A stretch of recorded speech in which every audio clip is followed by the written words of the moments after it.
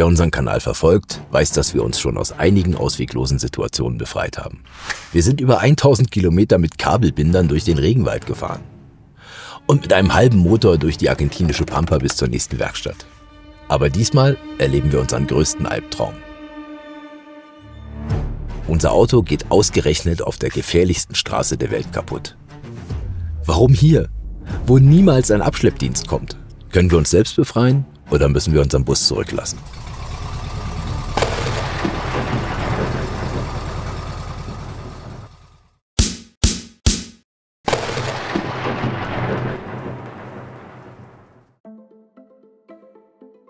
Wir sind aufgeregt. Vor uns liegt die gefährlichste Straße der Welt. Wir sind auf dem Weg zur Straße des Todes, dem Camino de la Muerte in Bolivien. Als die Straße noch die einzige Verbindung nach La Paz war, sind hier jährlich 200 bis 300 Menschen gestorben. Die Straße ist fast ganzjährig im Nebel. Das macht sie noch gefährlicher.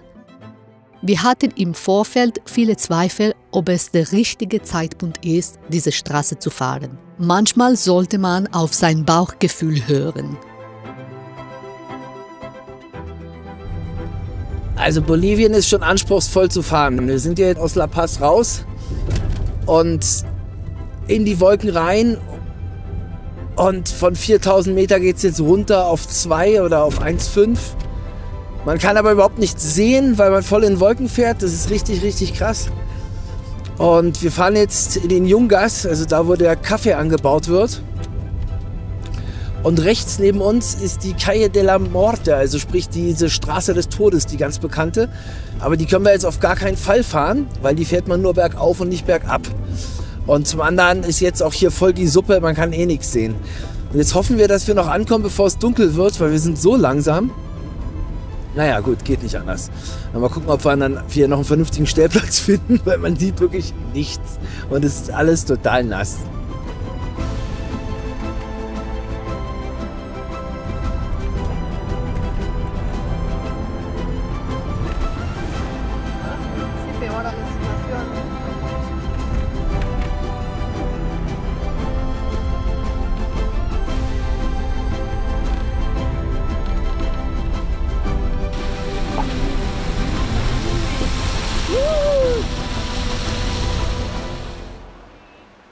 Seitdem vor 7 Wochen unser anderer Hund gestorben ist, versuchen wir, ihren Namen nicht mehr vor Mali zu sagen. Wir wollen ihr nicht wehtun. Sie waren wie Schwestern und sie war der einzige Hund, mit dem Mali gerne gespielt hat. Nach langer Zeit sieht es so aus, als hätte sie wieder Spaß am Spiel. Der ist aber auch ein Hübscher.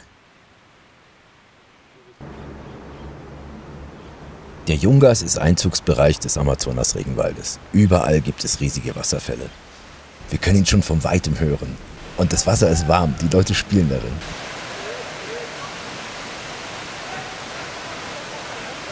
Im Gegensatz zu La Paz ein absolutes Kontrastprogramm.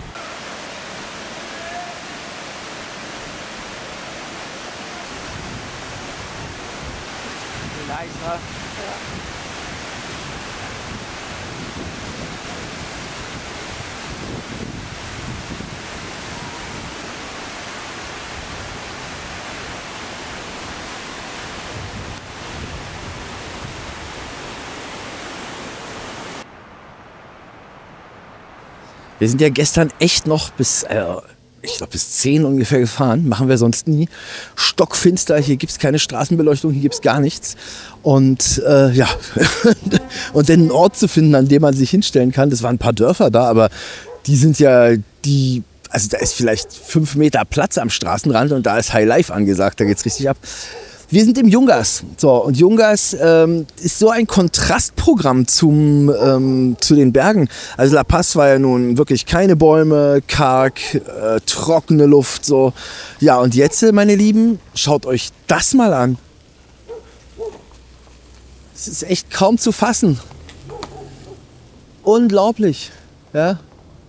Also wir sind mitten im Dschungel gelandet. Also noch Berge.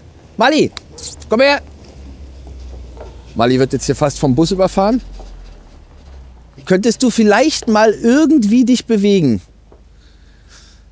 Na egal. Auf jeden Fall Yungas ist die Region, in der Kaffee angebaut wird, wo es dann ins Amazonas-Delta reingeht. Und man merkt es jetzt auch hier schon. Hier sind lauter Wasserfälle, hier sind lauter Flüsse. Das ist richtig, richtig cool. So, und da fahren wir jetzt ein Stück weiter runter noch. Also wir haben einfach noch ein paar Tage Zeit jetzt hier in Bolivien, die wollen wir nutzen. Und ja, es ist so schön warm jetzt auch. Also ich brauche keine dicke Jacke mehr, das ist schon geil. Mensch, Mali, pass mal auf dich auf, ey. Muss ja nicht sein hier mit dem Bus. Mann, Mann, Mann. Super, dann geht's jetzt weiter, ja? ¿No tú? Como siempre terminamos lleno de perros.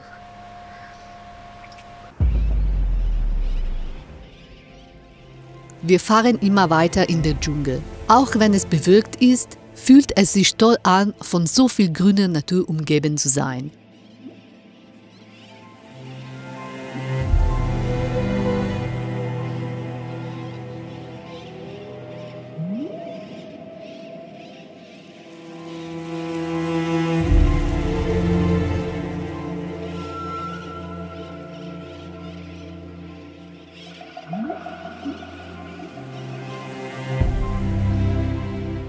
Mitten im Dschungel liegt die Stadt Caranavi. Wie die meisten bolivianischen Städte besteht sie fast nur aus Ziegel und Beton. Caranavi ist die Hauptstadt des Kaffees in Bolivien. Wir fahren weiter, denn unser Ziel ist die Straße des Todes.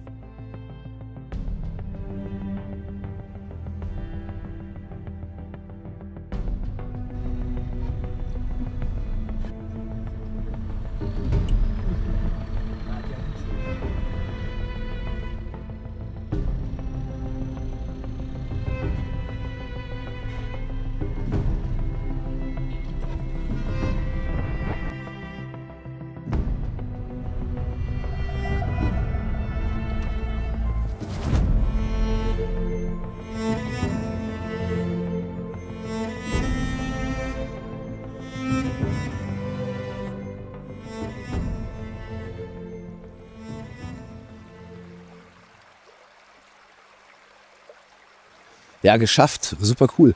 Wir sind ja eigentlich auf dem Weg, zur Straße des Todes. Also Abschiedsgruß sozusagen. Und auf dem Weg dahin, da ist eine Kaffeefarm und die wollen wir uns angucken. Und der meinte so, ja, kein Ding, fahrt einfach rein, da gibt es einen Parkplatz. Ey, da kommen wir dahin. Also ich fahre wirklich, wir fahren mit dem Ding ja nur fast alles, aber das war zu steil, unmöglich. Ja. Also dementsprechend stehen wir jetzt hier. Aber es ist wie immer wunderschön. In einem Flussbett, im Urwald. Echt richtig geil. Ja, und hier ist halt die Straße, die nach oben geht. Ja, scheißegal. Und es kommt ja hier keiner lang. Es fährt ja in der Nacht hier kein Auto. Das Einzige, was hier einfach nervt, ja, ich finde das echt total schade, ist der Müll. Also, die nutzen diese Flüsse ja, um ihre Wäsche zu waschen. Ist ja auch okay, will ich ja gar nichts gegen sagen, ja, aber warum denn das? Und es zieht sich echt hier hoch, da sind überall Müllsäcke. Also das ist ganz schön eklig. Aber gut, was soll man machen? Damit leben wir jetzt. Wir haben also einen coolen Ort für die Nacht gefunden. Man hört jetzt schon die ganzen Grillen, den Urwald so, das ist echt wunderschön. Und da freuen wir uns drauf und dann geht's morgen weiter. Also für heute ist Schluss. Tschüss. Was machst du denn da?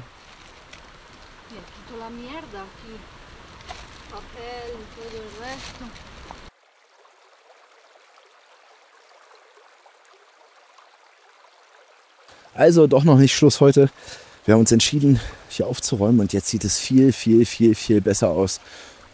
Guckt euch das mal an. Vorher war das echt alles zugemüllt. Und jetzt ist hier ein schöner Fluss und so fühlen wir uns auch wohler. Wird natürlich nicht lange halten, weil die waschen halt ihre Wäsche hier. Also denen bleibt ja gar nichts anderes übrig. Viele von denen haben kein Bad. Es gibt hier öffentliche Bäder, wo du Duschen hast und dann eben dich waschen kannst. Die haben kein fließend Wasser. Und dann nutzen die natürlich sowas wie hier. Da ist dann so eine kleine Badewanne gebaut. Und das nutzen die dann für ihre Körperhygiene und zum Wäschewaschen. Ne? Gut, ist halt so, es sind ja auch nicht so viele Menschen, da macht es keinen großen Unterschied. Bei uns würde das ja, da wäre ja Alarm angesagt. Aber schön wäre es, wenn sie ihren Müll wegräumen würden. Das wäre schon gar nicht so doof. So, und als Belohnung gibt es jetzt was richtig Geiles. Aber Alessandra, wir sind ja hier in der Kakaoregion. Und Alessandra hat am Straßenrand richtige handgemachte Schokoladentafeln gesehen und das ist für heiße Schokolade. So, jetzt machen wir Wasser heiß, denn machen wir uns eine richtig geile heiße Schokolade. Da freue ich mich drauf. Jetzt wird es nämlich auch langsam frisch. So, und ist eingepackt in einem Blatt und einfach nur Frischhaltefolie. Und da drin ist dann halt, das ist ein bisschen bröselig. Also das ist nicht so, wie Schokolade normal ist. So, die packen wir jetzt da rein. Und dann mit der Wärme müsste sich das auflösen. Und dann haben wir heiße Schokolade. Das soll für 6 Tassen reichen. Mal gucken. So, wir sind uns nicht so ganz sicher. Das ist irgendwie dünnflüssig, aber doch irgendwie sehr süß. Also obwohl da angeblich kein Zucker drin sein sollte. Ich habe mir jetzt mal Milchpulver damit reingemacht. Das sieht mir auch so aus, als ob das mehr die Schalen von dem Kakao sind, weil das hat hier ganz viele Stücken. Jetzt bin ich mal gespannt.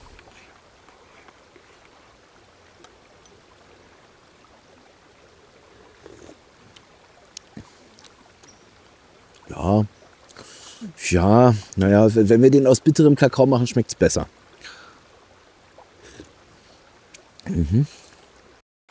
Ja, ich habe die Kamera und es ist heute Waschtag. Wie kriegt man den Hund zum Waschen? Mit dem Ball.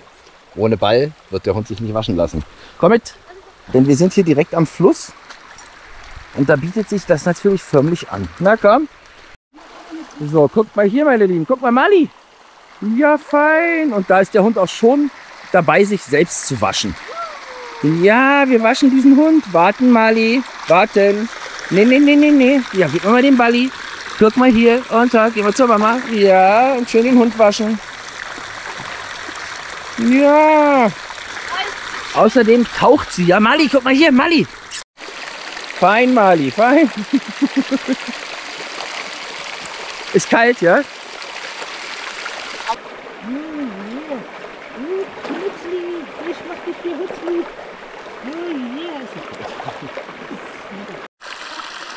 Ja, und nochmal schön waschen und tauchen.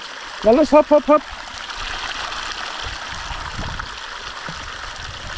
Oye, sientas ahí en el agua. Ah. Das ist wirklich arschkalt. Ja, zum Glück habe ich meine Schuhe noch an.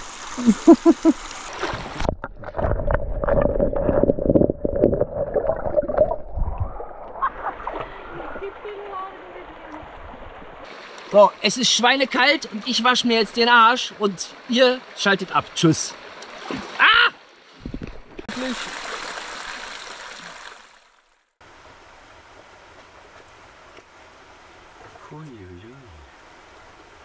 Ja, und was sind die wichtigsten Dinge? Ich muss das mal runterschlucken hier. Die wichtigsten Dinge sind Brot und Wasser. Und da wir ja direkt an einem Fluss sind, haben wir das Wasser jetzt mal abgekocht. Und dann haben wir hier so eine Camping-Osmose-Flasche. Das heißt, man macht da Druck drauf und drückt es durch den Osmosefilter durch. Und dadurch kann man das dann sozusagen filtern. So, das füllen wir uns jetzt in Flaschen ab, weil wir ja noch auf die Carretera del Morte wollen, also auf die Todesstraße. Und da gibt es natürlich keine Einkaufsmöglichkeiten mehr. Und so können wir die nächsten Tage noch unterwegs bleiben und müssen wirklich nicht mehr einkaufen gehen. Wir haben die noch nie benutzt, ne?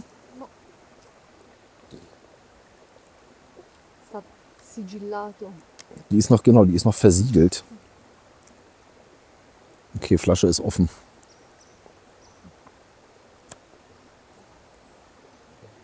Genau so, exaktamente. Wow, gefiltertes Wasser. Bin ja mal gespannt, wie das schmeckt. Wir hoffen jetzt natürlich, dass oben drüber keiner reingepinkelt hat. Aber gut, wir haben es ja abgekocht, selbst dann.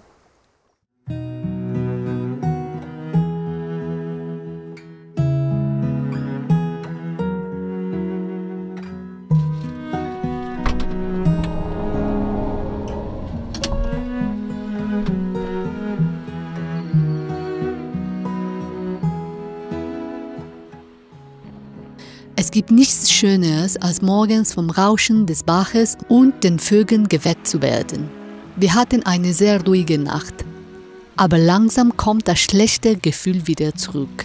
Ich kann es nicht genau definieren. Ein Drücken im Bauch. Irgendetwas kommt auf uns zu.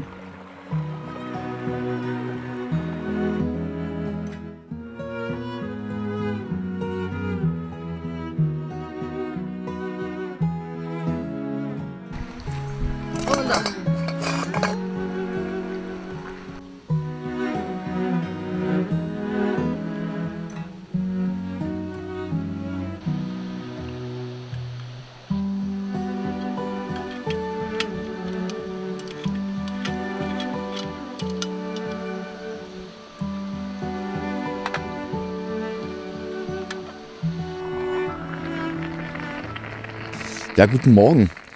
Wir werden diesen geilen Platz jetzt heute verlassen. Es ist nur also wirklich, es war wirklich wunderschön. Mit Badewanne, mit allem drum und dran. Einer richtigen Wasserquelle neben dem Auto. Was will man mehr? Und für uns geht jetzt die Yungas-Route, also die Route des Todes, Richtung La Paz und dann raus aus dem Land langsam. Und wenn ihr euch fragt, warum wir nicht zu der Kaffeefarm gefahren sind, das hat einfach nicht geklappt. Wir hatten 2 Termine. Einer war, der war schon lange geplant, der hat sowieso nicht geklappt, die haben sich einfach nicht mehr gemeldet.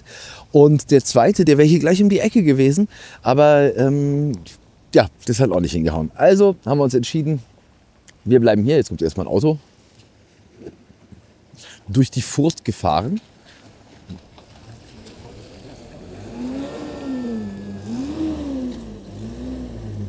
So, hat halt einfach nicht geklappt. Ist so, ja, was soll's auch. Ist ja wurscht. Dementsprechend lassen wir das mit dem Kaffee hier in Bolivien. Wir werden uns das in Peru oder in Kolumbien anschauen, dort wo auch Kaffee angebaut wird. Und heute geht's auf die Straße des Todes. Ich bin ganz schön aufgeregt. Wir fahren aber erst dann los, wenn die ganzen Mountainbiker durch sind. Also es fahren da lauter Leute diesen Berg runter mit dem Fahrrad. Und wir wollen nicht, dass die uns entgegenkommen. Also wir warten jetzt noch 1-2 Stunden und dann geht's ab in die Berge.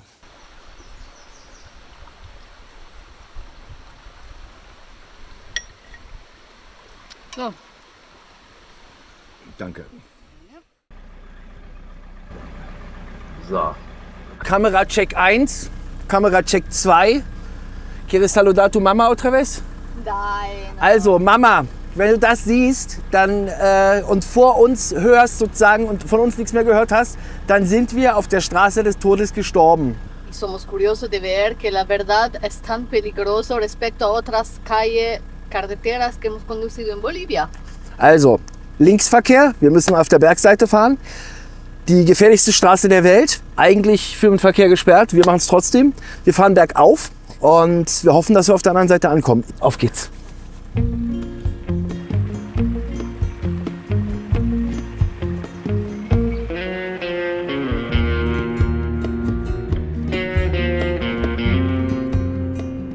Wie uns alle empfohlen haben, starten wir den Aufstieg erst am Nachmittag. Dann sollen angeblich weniger Mountainbike-Fahrer unterwegs sein. Die meisten sind Touristen und es sieht so aus, als ob viele vorher niemals Fahrrad gefahren sind. Außerdem fahren fast alle auf der falschen Seite. Und natürlich kracht uns einer der Deppen ins Auto. Hopefully it's the last group. Vete allá, nein. The side. It's my car which is broken, not. No, it's not okay. Look.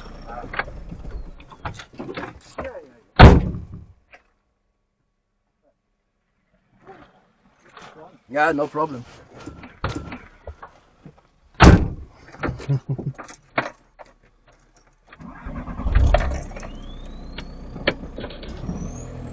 Wir müssen auch vor jeder Kurve hupen, weil es kommen eben diese Downhill-Fahrer vorbei. Und wenn wir nicht hupen, dann wissen die ja nicht, dass wir kommen und dann knallt uns hier wieder einer rein, wie gerade eben. So. Und vielleicht mal ein paar Infos zu der Straße. Das war die Hauptstraße. So, mal hupen hier. So, das war die Hauptstraße, die sozusagen La Paz mit Caranavi verbindet. Und all die Sachen, Früchte, Bananen, Kaffee, Kakao, also alles, was Bolivien so herstellt, auch Tiere, also Kühe, Schafe, also alles, was an Landwirtschaft produziert wird, wurde über diese Straße nach La Paz transportiert. Und der Witz ist an der ganzen Sache, dass die Straße gebaut worden ist in Zeiten des Chaco-Kriegs. Also die Straße ist gebaut worden von paraguayischen Gefangenen, Kriegsgefangenen und irgendwelchen Einheimischen, die hier waren. Also, und die haben diese Straße hier reingetrieben. Und es ist schon beim Bau sind total viele Leute gestorben. Und insgesamt sind auf der Straße, also in den Jahren, wo die aktiv waren, pro Jahr 200 bis 300 Leute gestorben. Das muss man sich mal vorstellen. Ja? Also, da ist ein ganzer Reisebus mal runtergekracht mit 100 Toten. Schlimmster Verkehrsunfall Boliviens. Das war hier. So, hier stehen dann die ganzen Radfahrer. Und weiter geht's nach oben. Hola, buenas tardes. Ciao, ciao. Ciao. Ciao. Nachdem wir mit einem Unfall gestartet sind und wir schon im Vorfeld so viele Zweifel hatten, denken wir jetzt umso mehr.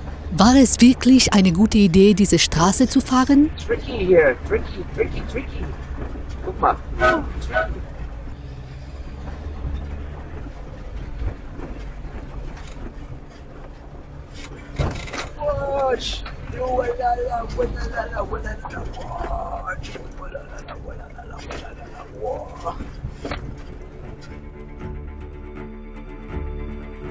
Die Straße wird immer enger.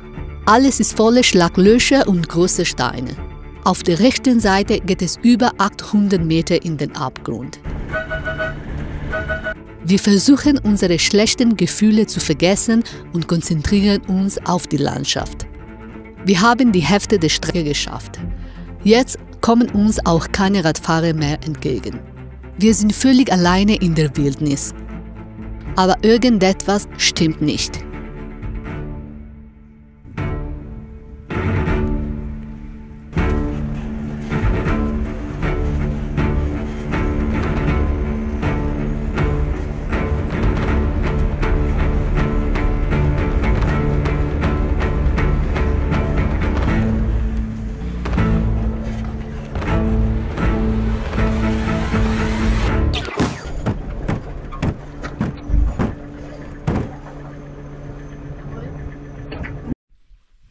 Algo hai hecho tú. No, la rueda es broken. Está roto.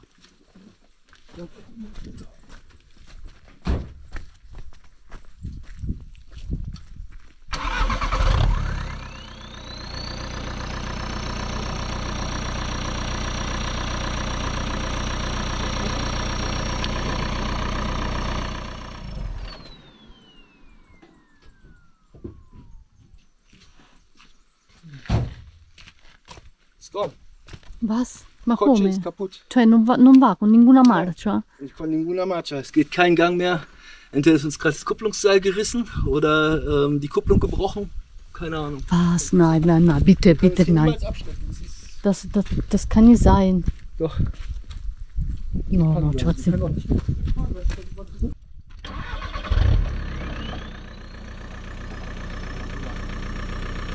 Cioè non va, no, non accelera nada. No. Primera.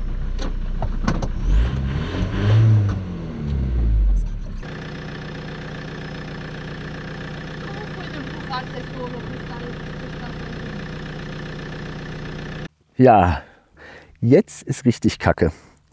Also beim Anfahren im ersten Gang hat es Duck gemacht und dabei hat es uns wahrscheinlich irgendwas, also entweder Hauptantriebswelle zerrissen, die aus dem Motor rausgeht. Ich höre auch, wenn ich jetzt, vielleicht kuppelt auch die Kupplung nicht mehr weit genug aus. Ja, auf jeden Fall höre ich irgendeinen Duck, Duck, Duck, Duck, Duck, wenn ich einen Gang reinmache. So ein Duck, Duck, Duck, Duck, Duck. Aber du kannst Gas geben, so viel du willst, das zieht nicht mehr, das kommt nicht mehr. Nicht im ersten, nicht im zweiten, nicht im dritten, nicht im vierten, nicht im fünften, nicht im Nullgang, ja, gar nichts. Gut, jetzt stehen wir hier, direkt an der Abbruchkante im Wasser. Da unten geht es 1 Kilometer nach unten. Und wir wissen nicht, wie wir hier wegkommen sollen. Wir warten jetzt mal auf die erste Person, die kommt. Und dann müssen wir uns einen Abschleppdienst rufen, müssen wir uns eine Grua rufen. Und dann von hier wieder wegfahren. Ist kaputt. Das ist jetzt richtig kaputt. Also con este no podemos cruzar el borde. Somos fucked. Te he dicho esto. Estuvimos en La Paz. ¿Por qué no hemos salido, Alter? Also wir haben Glück im Unglück. Ich habe jetzt mal unterm Auto geguckt, wenn Alessandra die Kupplung kommen lässt, dann sieht man, dass auf der rechten Seite die Antriebswelle sich dreht. Das heißt also, es ist nur unser Rad abgerissen, nicht die Kupplung. Jetzt tue ich das Sperrdifferential rein, fahre bis unten und mache die Schrauben neu rein, dann können wir wahrscheinlich weiterfahren. So, das probieren wir jetzt. Wünscht uns mal bitte Glück, Alter, dass das funktioniert mit dem Sperrdifferential.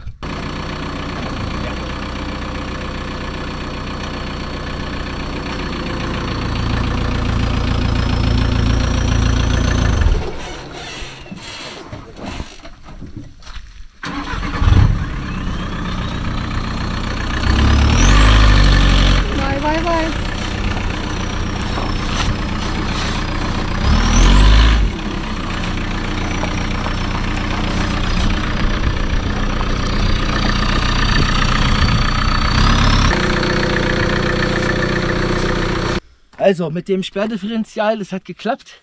Wir konnten wenigstens mal wieder rollen und uns sind hier an der Antriebsseite am Rad die Schrauben abgerissen.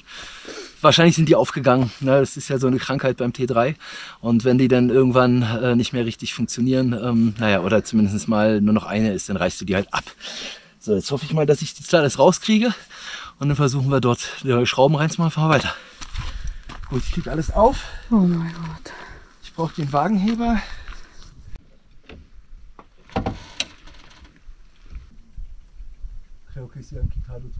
Guckt euch das an. Es hat sich einfach gelöst. Komplett gelöst. Ist ja krass. Un screwdriver, Ja. ¿dónde está encima? Viene alguien, creo. Ja. So, Antriebsachse ist raus. Und hier sind die abgerissenen Schrauben, also richtig abgefetzt. Hier ist die zweite. Mal gucken, ob ich wie viele Reste da noch drin stecken. Wenn ich 4 festkriege, können wir fahren. Wenn es nur 3 sind, ist es zu wenig. Scheiße. Ja, lieb's. ¿Viene el segundo? No. Ve cómo te cagaste en el pantalón.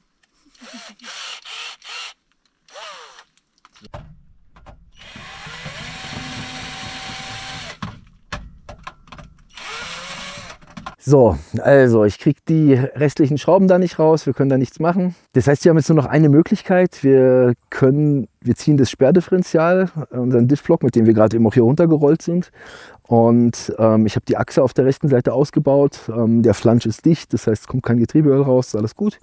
Und jetzt müssen wir halt entscheiden, ob wir mit dem Sperrdifferential bergauf fahren, das sind 30 Kilometer circa, bis wir zur nächsten Werkstatt kommen und die Schrauben dann rausmachen können, um die neu reinzumachen. Oder wir bergab rollen. Und ich habe jetzt gerade, ihr werdet das Video leider zu spät sehen, sonst könnte ich euch um Hilfe bitten, geht aber nicht. Dominik gefragt, ich habe alle Kontakte in Deutschland mal gefragt, ob ich das machen kann, ob man überhaupt 30 Kilometer ohne eine rechte Antriebsachse fahren kann, ja, ob das geht oder ob ich mir dann endgültig das Getriebe drin zerreiße, das werden wir sehen. Da hoffentlich kommt jetzt auch eine Antwort. Und ja, und dann entscheiden wir eben, ob wir jetzt den Berg runterrollen, dort versuchen, die Schrauben rauszumachen und dann wieder hochfahren oder eben weiter hochfahren und da ist in 30 Kilometern die nächste Werkstatt.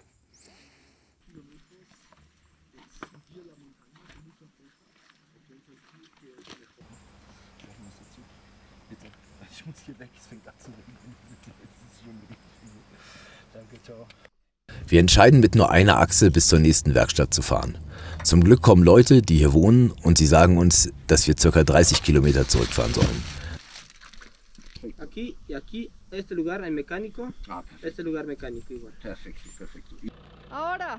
Jetzt wissen wir wenigstens, wo die nächste Werkstatt ist. Ich hoffe, wir schaffen das. Also, wir fahren jetzt nach unten mit dem Block ohne Motorbremse, weil wir haben doch ein bisschen Schiss, dass bergauf, das sind 60 Kilometer bis zur Werkstatt, das wird nichts. Bergab sind es jetzt 28 Kilometer runter und dann 4 Kilometer nur bergauf. Und wir hoffen, dass er dort bis zur Werkstatt kommt. Das machen wir jetzt, drückt uns die Daumen und kommt mit. Björn está tan relajado, no puedo imaginarme cómo es Das posible. ist der bolivianische Swing. Ah, so.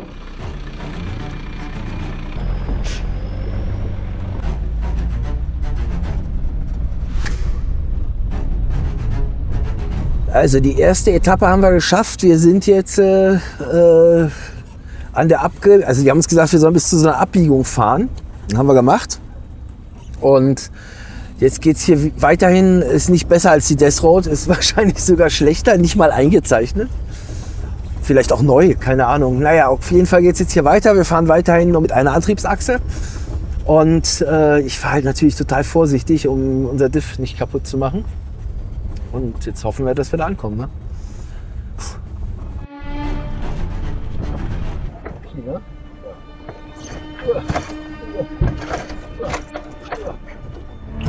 Da ist die Teil.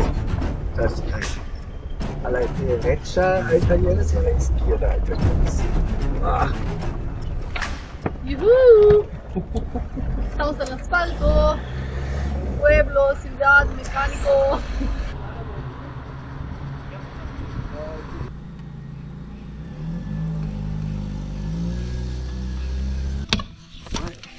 Also ganz so einfach wie gedacht ist nicht. Von innen raufschweißen, einen Schweißpunkt setzen, um die Schrauben daraus zu kriegen, ist scheiße. Von außen ist leichter. So, Wir machen jetzt das Rad ab, bauen halt alles ab und bauen es dann halt wieder an. Aber von innen kommen wir da nicht ran, die sind schon viel zu tief drin.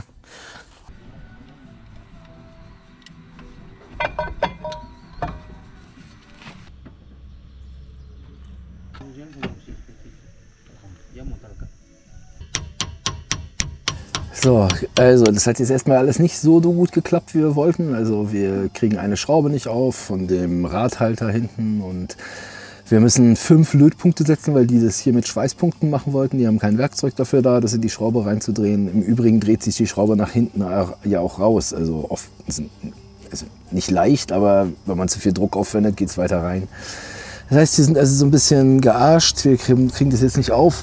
Wir fahren morgen zu einer LKW-Werkstatt, weil wir brauchen ein bisschen das Radlager auseinanderbauen und dann kommen wir da andersrum ran, wenn ich diesen ganzen Kasten nicht auseinanderbauen möchte.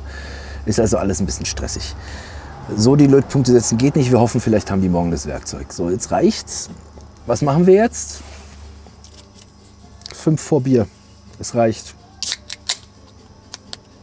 Gute Nacht und Prost.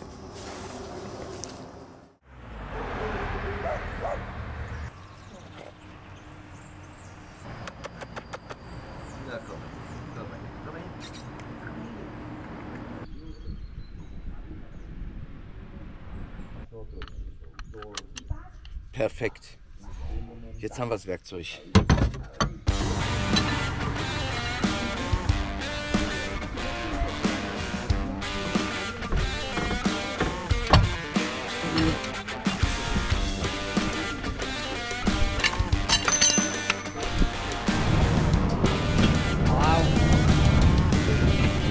So, ihr Lieben, guckt mal hier. Das ging richtig schnell, hätte ich echt nicht mit gerechnet. Also ich habe einfach vorne abgeschraubt, konnte das Ding jetzt nach hinten durchstecken. Und hier, guckt mal, hier sind die, in den Löchern stecken die Schrauben drin. Also wir haben jetzt nur ein Loch frei, das ist hier, und der Rest ist voll mit Schrauben. Das heißt, die müssen raus und dann können wir das Ding wieder zusammenbauen. Ich werde jetzt also das Teil hier komplett entfetten, reinigen. Und wenn das sauber ist, dann werden wir es sozusagen schweißen oder wie auch immer diese Dinger jetzt hier rausholen. So. Ist ja geil. 3 ist schon mal gut. Warum 3?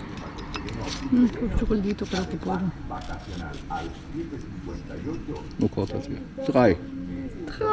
3! Und jetzt kommt Nummer 4.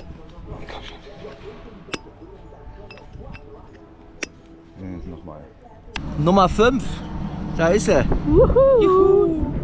So, die letzte. Wo ist die letzte? Die letzte ist hier. Ah, es ist in una muy mala posición. Na, warte mal. Vielleicht kriegen wir das raus.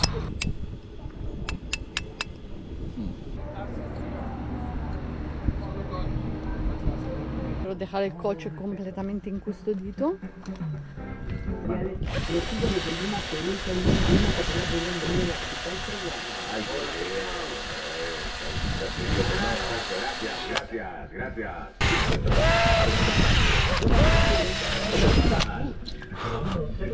Stop.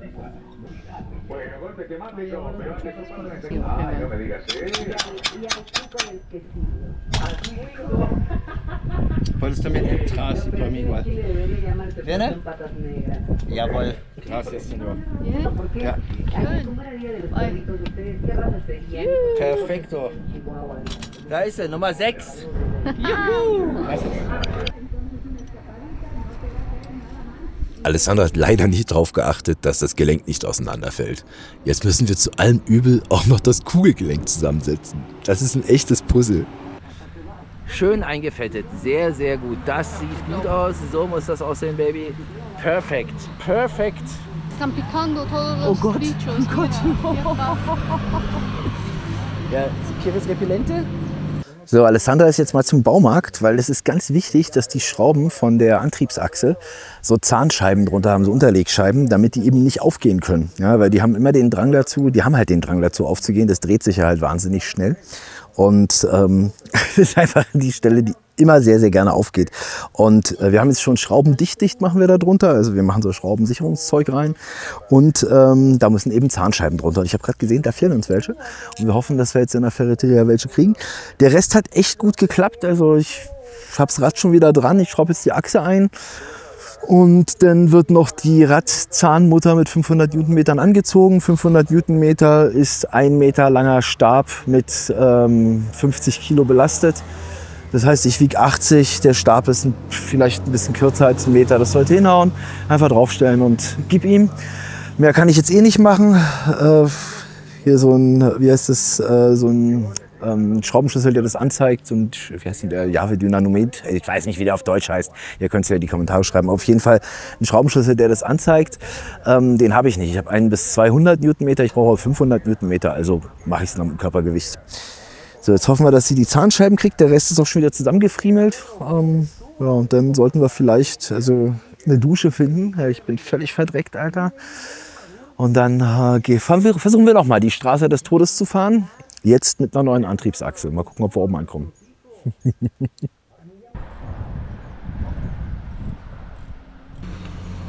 Danke. Oh. Nos hemos perdido una fiesta entonces. Sí. No. ¿Todo montado? Ja. Schön. Alles wieder zusammengebaut. So, jetzt ist die Handbremse noch ein bisschen zu fest, das muss halt so ein bisschen lockern und dann sollte es gehen.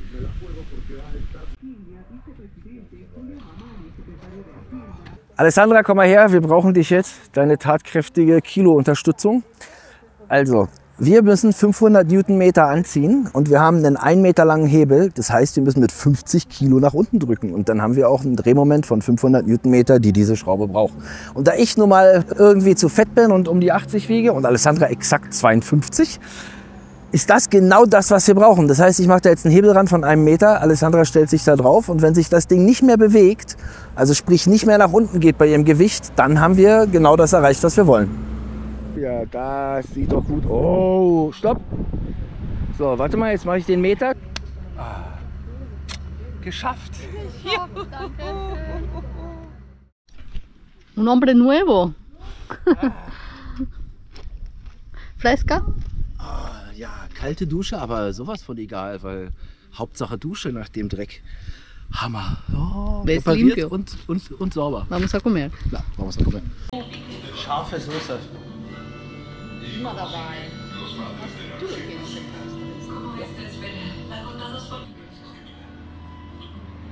Bueno. Schmeckt? Schmeckt. Aber die Kohle aus dem Bild ist ja fast Werbung. So. Schön. Vielleicht war es ein Zeichen. Vielleicht hätten wir schon vorher auf unser Bauchgefühl hören sollen. Wir müssen in ein paar Tagen Bolivien verlassen. Dann läuft unser Visum aus. Es darf jetzt also nichts mehr schief gehen. Wir sind schon wieder auf 3400 Meter und wir konnten die Death Road nicht fahren. Ganz einfach, der Wetterbericht sagt, dass es ab heute Nacht richtig pissen soll. Das soll richtig doll regnen. Gewittern auch. Und das ist natürlich für uns nicht möglich, weil wir fahren bergauf. Wenn das jetzt da richtig matschig wird, dann sind wir da total gearscht. Und wir wollen jetzt nicht noch eine Gefahr eingehen. Wir haben jetzt genug, das hat uns genug genervt. Hier ist schön, wir haben einen coolen Platz gefunden, genau zwischen den Bergen. Hier ganz alleine, ist total ruhig, bisschen kälter wieder. So, und jetzt erstmal runterkommen nach dem stressigen Tag. Das war echt, oh Mann, ein Tag, eine Nacht und dann nochmal den ganzen Tag schrauben. Das reicht völlig aus. Naja, aber hier ist wirklich schön. Schöne Berge. Einfach schön. Oh, und wir mittendrin. Wir sind froh, dass wir es wieder mal geschafft haben und uns auch aus dieser Situation befreien konnten. Für heute ist Schluss. Danke für eure liebe Unterstützung. Wir sehen uns in der nächsten Woche.